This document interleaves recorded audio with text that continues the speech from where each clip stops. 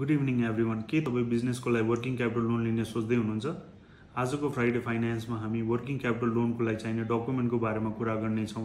लोनको लागि चाहिने बेसिक डकुमेन्टको सँगसँगै वर्किङ क्यापिटल लोन गर्दाखेरि चाहिने डकुमेन्टहरूमा पहिलो नम्बरमा अडिटेड फाइनेन्सियल स्टेटमेन्ट, त्यसपछि प्रोजेक्टेड फाइनेन्सियल स्टेटमेन्ट मिनिमम 3 सालको चाहिन्छ। तर 50 लाखसम्मको वर्किङ क्यापिटल लोनको हकमा प्रोजेक्टेड फाइनेन्सियल स्टेटमेन्ट चाहिँदैन।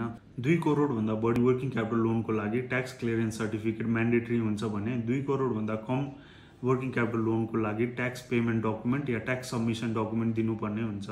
आइआरडीको पोर्टलमा गएर इन्टिग्रेटेड ट्याक्स सिस्टमको रिपोर्ट भर्नुपर्ने हुन्छ र त्यो रिपोर्ट ब्याङ्कलाई प्रोभाइड गर्नुपर्ने हुन्छ। एजिङ सहितको नेट वर्किङ एसेट रिपोर्ट, जसमा स्टक, डेटर र क्रेडिटरको रिपोर्ट ब्याङ्कलाई दिनुपर्ने हुन्छ। यसको साथसाथै भ्याट रिटर्न र 1 करोडभन्दा माथिको लोनको हकमा कम्पनीले हरेक ट्याक्स बुझाएको एउटा डेक्लेरेसन ब्याङ्कलाई दिनुपर्ने हुन्छ। आजको लागि फ्राइडे फाइनेन्समा यति नै। अब नेक्स्ट फ्राइडे फाइनेन्समा हामी टर्म लोन लिँदा चाहिने डकुमेन्टको बारेमा कुरा गर्नेछौँ। यस्तै इन्फर्मेटिभ भिडियोको लागि stay tuned and thank you.